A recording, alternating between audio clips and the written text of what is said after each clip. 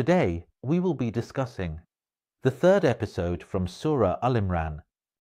We will start with verse 21, which says, "Indeed, those who disbelieve in the signs of Allah and kill the prophets without right, and kill those who enjoin justice among people, give them tidings of a painful punishment." In fact, this is the reason for the revelation. The reason for the revelation of this verse is that Abu Ubaidah ibn al-Jarrah asked the Prophet, saying to him, "Who are they? Who are the people who will face the most severe punishment on the day of judgment, O Messenger of Allah?" He replied, "Those who kill the prophets." Those who kill a prophet.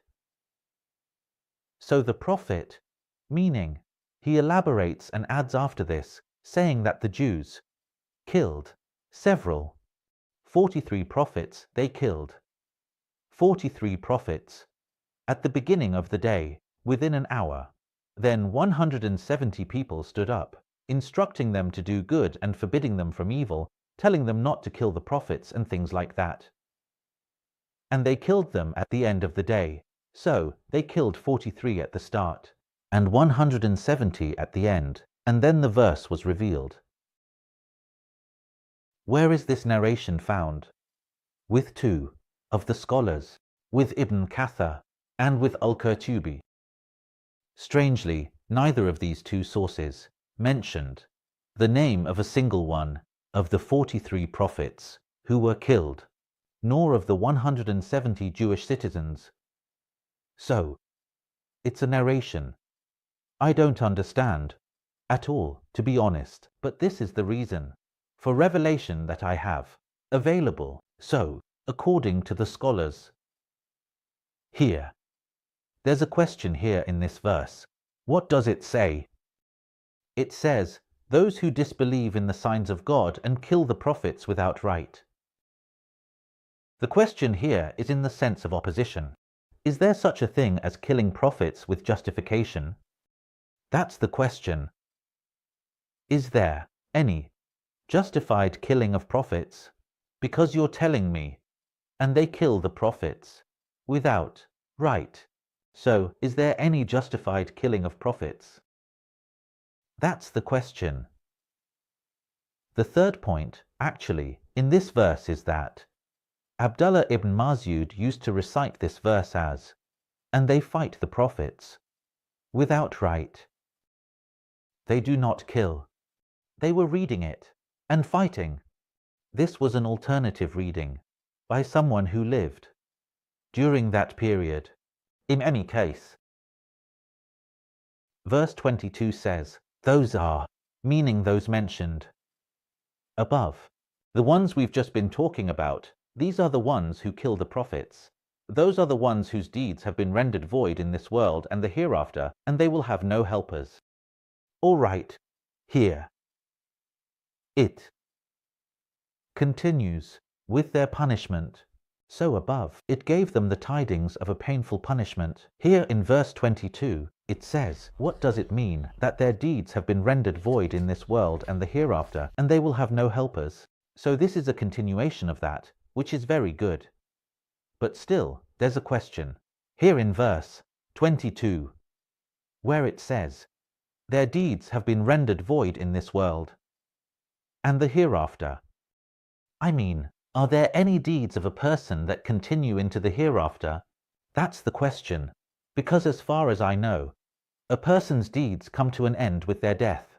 The hereafter is for reckoning whether he is punished, enters paradise, or enters hell. That's his own story, depending on his deeds. So what is meant by the word their deeds here, in the hereafter, when it says, their deeds have been rendered void in this world, and the hereafter? That was the real question. 23. Have you not seen those who were given a portion of the book? They are invited to the book of God to judge between them, but then a group of them turn away, refusing to listen. The truth here lies in the reasons for revelation. There are 3 reasons for the revelation. Pay attention, because I'm going to speak quickly, and try not to repeat myself, because of time constraints. I've received messages privately saying I should speed up, not repeat myself, and avoid going over things again. So I'll try to do that. In any case, the first reason for the revelation is that the Jews brought a man and a woman who had committed the crime of adultery. They caught them, arrested them, and brought them to the prophet. So the prophet asked them, "What are you going to do with them? What will you do to them?" They replied, "Nothing. We'll smear their faces with charcoal. We'll blacken their faces with charcoal and beat them." He asked them, "Why? Don't you have stoning in the Torah?" They replied, "No, we don't have stoning in the Torah." He told them, "No, it is there." So it was there. So who was it then? Or they sent for him and brought him. That is, the one we had come across in Surah al-Baqarah. In fact, Ibn Sariya al-Qatuwini was one of the Jewish rabbis or scholars. So he said to him, "Read, open the Torah," and read. So he read the passage about adultery.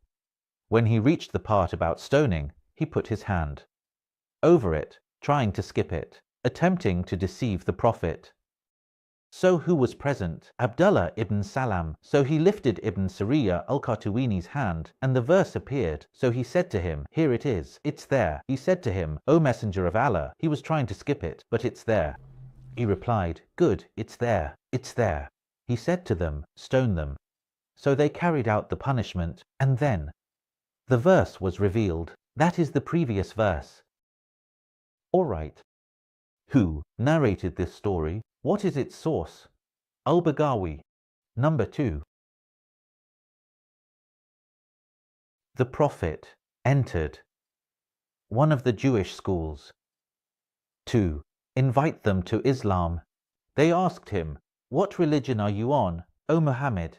He replied, "I follow the faith of Abraham." They said to him, "Abraham was a Jew." He said to them, "Let us refer to the Torah." They said to him, "No." And then the verse was revealed. Now, who narrated this one? Al-Qurtubi. That's the second reason.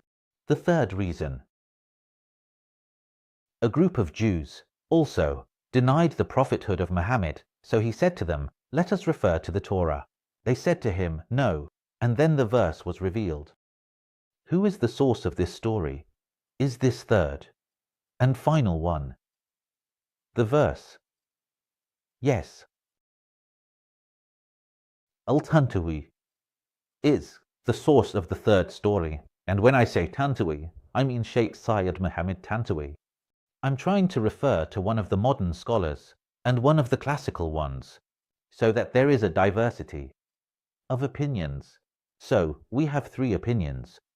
The first is about the 2 who were caught committing adultery. The second is about that group who, yes, when the prophet entered the Jewish school. And the third is when they denied his prophethood. And he said to them, "Let us refer to the Torah." But they refused. These were the 3 reasons for the revelation of the verse. Very good. Actually, at this point, I just want to recite the verse to you once more so you can pay attention. Have you not seen those who were given a portion of the book? Here, the book refers to the Torah. This is according to what Al-Tabari said. He explains that the book here does not mean the Quran. The book here is the Torah. Right, that's the second point. The third point is, does the prophet have the right to order the stoning of 2 Jews, or a Jewish man and woman who committed adultery? On what basis? Is it valid to ask the question in another way? Does the prophet have the right to apply the Jewish law to the Jews? We haven't seen this, to be honest. In any case, here as well, there's another question, or another point in the verse. Who is saying what to whom? Have you not seen? So he is saying to him, have you not seen those who were given a portion of the book? They are called upon, but they object, or refuse, or go along, or... You see what I mean, right? They are called to the book of God to judge between them. Then a group of them turns away. Very good. So, I mean, if this is the case, of course, these words are directed to the prophet. From God to the prophet, he is saying to him, haven't you seen those Jews who come and then refuse and turn away, or reject the application of the book of God and so on? If the prophet himself is one of the main figures in the event, how is it that God is saying this? I mean, in all three reasons for revelation, the prophet was at the center of it. I was surprised, when I started thinking about how God says to him, have you not seen those who were given the book? Well, that's only natural. He is one of the main figures in the event, for which the verse was revealed. So how is it that he's asking him a rhetorical question like this, saying to him, haven't you seen those who are called to the book of God and then turn away from it? No, he did see. On the contrary, he was the one who was involved in the event, along with the Jews. He is the hero of the story, the prophet, so I don't understand this. How can he be one of the main characters in the story? How can he be the reason for the verse's revelation, and then be asked about it? I don't get it. In any case, the last point about this verse, really, is what's its connection to what came before it? I mean, here we are, in the verse now, 23, 21, 22, they're talking about the punishment for those who kill the prophets. What is their punishment? They are given the news of a painful torment in the hereafter, and things like, I don't know, their deeds will be rendered void in this world and the next. Now here, there are stories about carrying out the punishment of stoning on two people who committed adultery. Honestly, I really don't understand what the connection is between this and that. I just don't get it, especially since the reasons for revelation here are different from the reasons for revelation there. The places are different, the times are different. So, well, in any case. Right. Verse 24. Pay attention now. That is because they said, I'm continuing. Who are these people? The same group mentioned in the previous verse. Those who are called to the book of God but turn away and walk off, not applying what God has said in the book. So, what's their story? That is because they said, the fire will only touch us for a few days, and they were deceived in their religion by what they used to invent. The reason, see, there's a connection between the two verses. They are called to the book of God but turn away from applying it, because they said, the fire will not touch us. There's a very clear connection. All right, that's fine. But who is actually speaking in the verse here?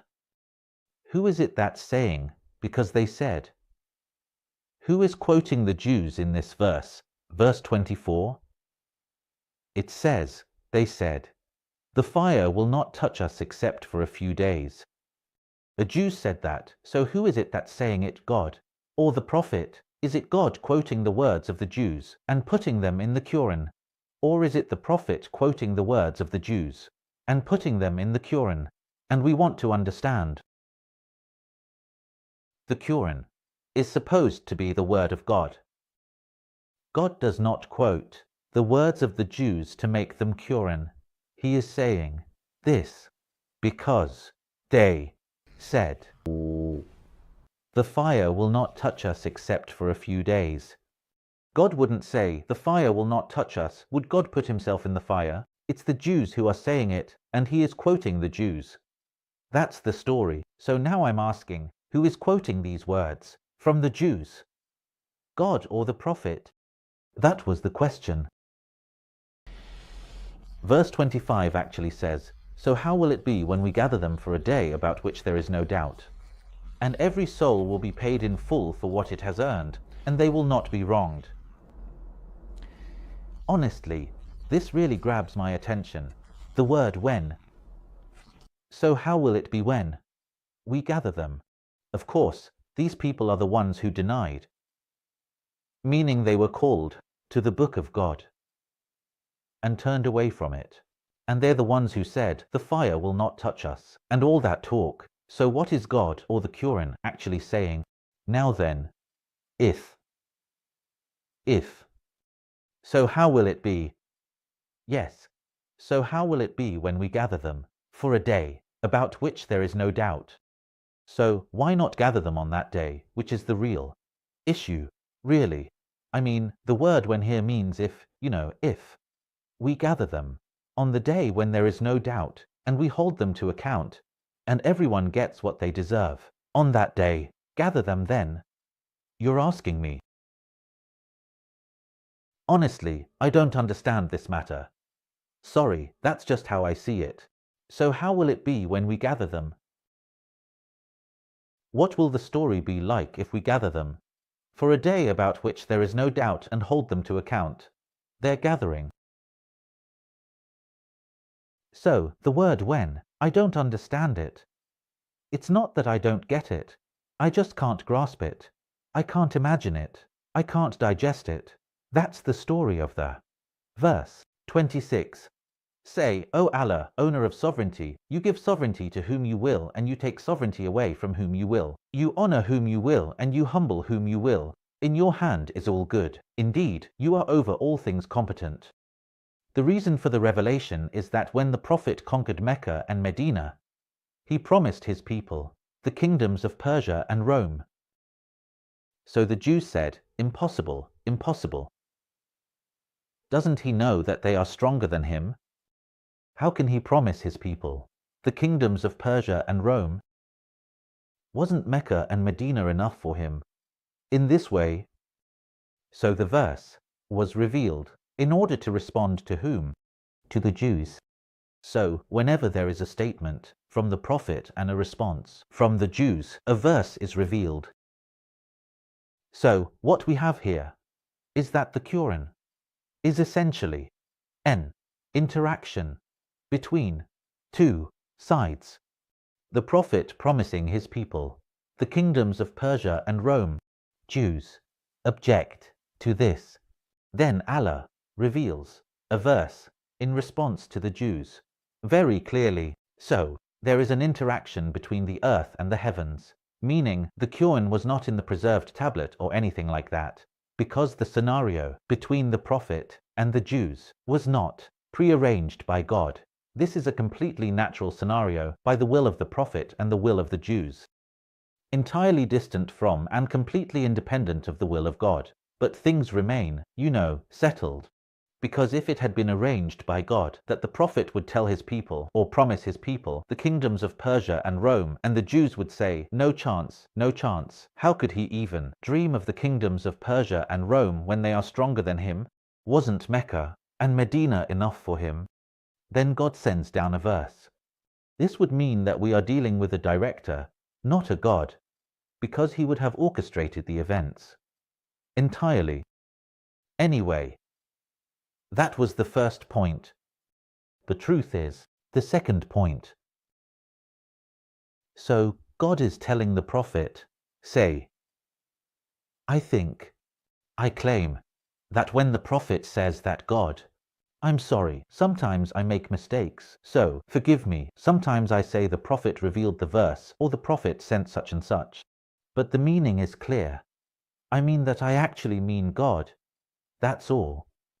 When God tells the Prophet to say something, is the Prophet supposed to repeat the word say? So, when he tells him, say, O Allah, owner of sovereignty, you give sovereignty to whom you will, and you take sovereignty from whom you will. Does he say? I mean, who is the Prophet saying say to? That's what I claim. You see that when he tells him say, he says it. He says, O Allah, owner of sovereignty, because he is being commanded to say it, so he says it. So, God tells him say, and he says say, but who is the Prophet saying say to? Who is lean? To be honest, I don't really understand this point very well. Say, O Allah, owner of sovereignty, this one. This is a command from God to the Prophet, telling him, say, O Muhammad, as I saw in both Ibn Kathir and Al-Tabari. Say, O Muhammad, O Allah, owner of sovereignty. It seems to me that the Prophet is supposed to say, O Allah, owner of sovereignty. He shouldn't say again. Because I just don't get it. It's like if I sent you with a message to someone and told you, tell him to come at 6 o'clock. And then you go and say to him, tell him to come at 6 o'clock. Honestly, I really don't understand it. All right, that's one point. The next point is this speech from God to the prophet or from the prophet himself? Because God means God will speak about himself. You, O Allah, grant sovereignty to whom you will and honor, O Allah. The letter ta. Pay attention to the ta. Here, we're not dealing with the ya. It's not about the third person pronoun. No, it's ta. Say, you, O Muhammad. You, O Allah, grant. Say, O Muhammad, you grant sovereignty to whom you will, and you honor whom you will, and you humble whom you will, and all these things. Is it God who is saying, you grant? Well, wouldn't it have been possible to say I grant, if it was God speaking himself?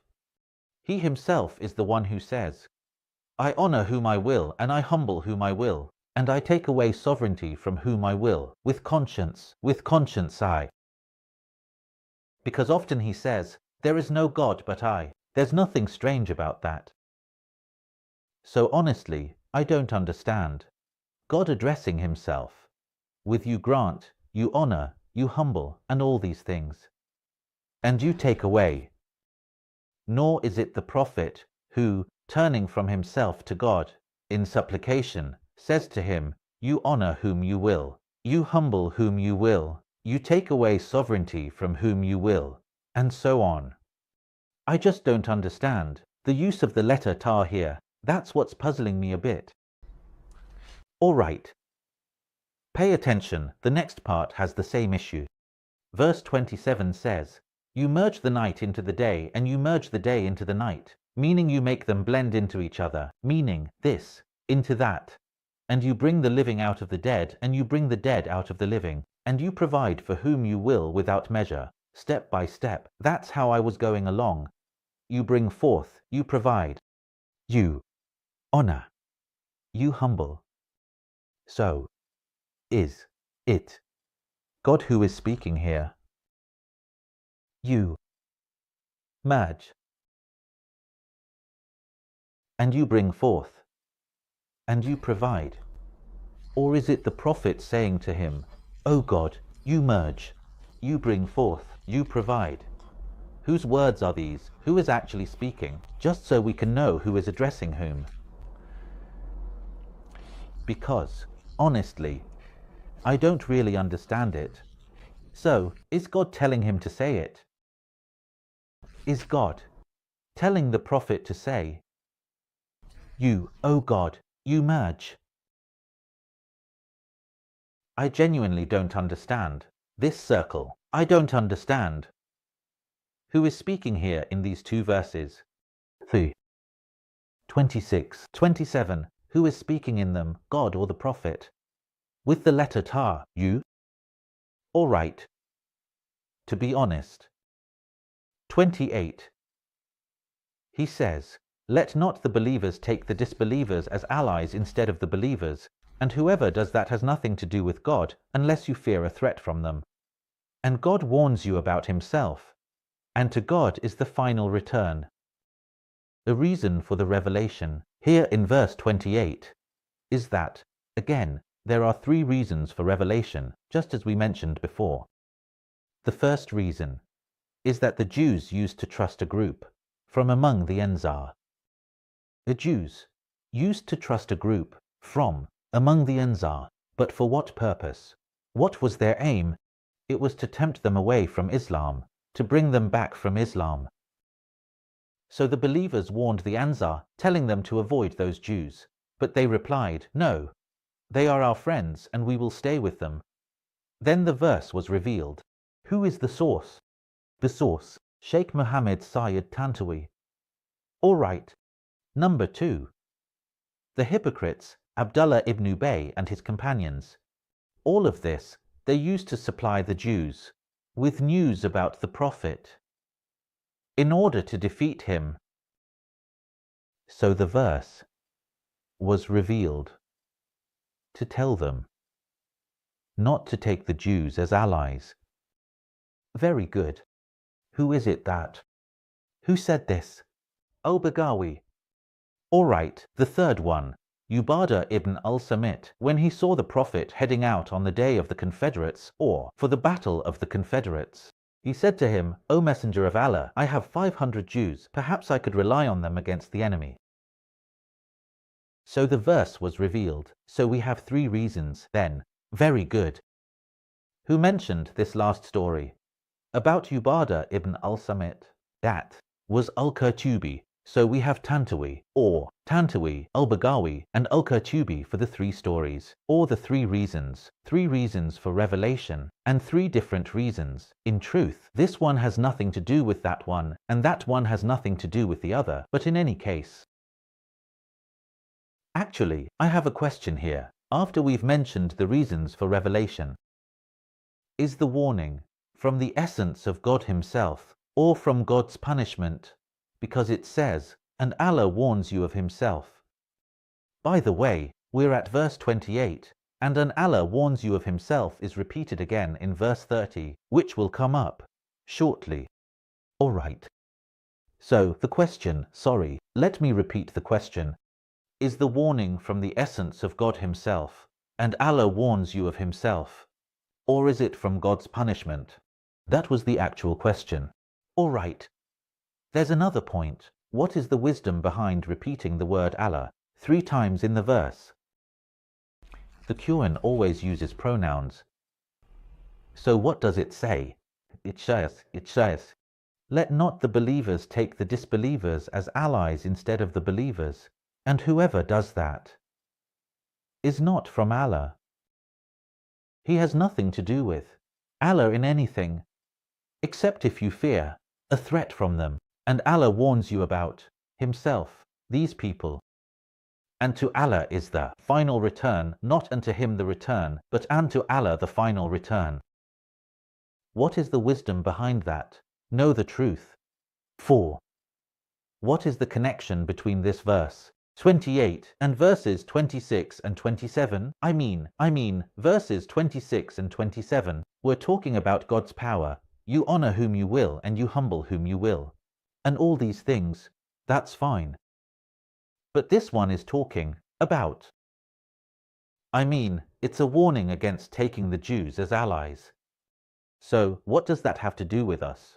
Honestly speaking, the thematic connection between the verses is something that really catches my attention and makes me take notice. The speaker in the verses and the relationship between the verses themselves. These are 2 very important points. I pay close attention to them when I read the Quran. In any case. 29. It says, say, notice, we've gone back to say again. Say, God is telling the Prophet to say. Say, if you conceal what is in your hearts, or reveal it, God knows it. And he knows what is in the heavens and what is on the earth, and God is capable of all things. The truth here is, it's the same story again. God tells him to say, and he says say. I claim that when God tells him, say, if you conceal, he says, if you conceal what is within yourselves or reveal it. That's the logic. But still, he says it exactly as it is. To be honest, the address here is, if you conceal what is within yourselves or reveal it. It's directed at the group mentioned in verse 27, those who believe the Jews. Those who ally themselves with the Jews, whether they are from the Ansar, or whether it's Abdullah ibn Ubay, or any of the 3 reasons we mentioned earlier. Or Ubadah ibn al-Samit. He's the one who told the Prophet, I have 500 Jews, I could use them to strengthen myself against the enemy, something like that. Now, this is verse 29. This verse is telling them, be careful. If you reveal something and conceal something else, God knows what you are going to hide. Meaning, they have something in secret. And in public, they say, I have nothing to do with them. God knows. and he knows. So don't try. That's another point. All right. 30. And this is actually the last verse for today. On the day when every soul will find whatever good it has done brought forth, and whatever bad it has done, it will wish that there were a great distance between it and that. And God warns you about himself. Here it is. Again. And God warns you about himself, just as was mentioned in verse 28 a short while ago. And God is compassionate towards his servants. In truth, the same question arises again. Is the warning about God's very essence, about God himself, or about God's punishment? And the second point, is the self the body? Or is the self something other than the body? Because it says, on the day when every soul will find what it has done. Thank you.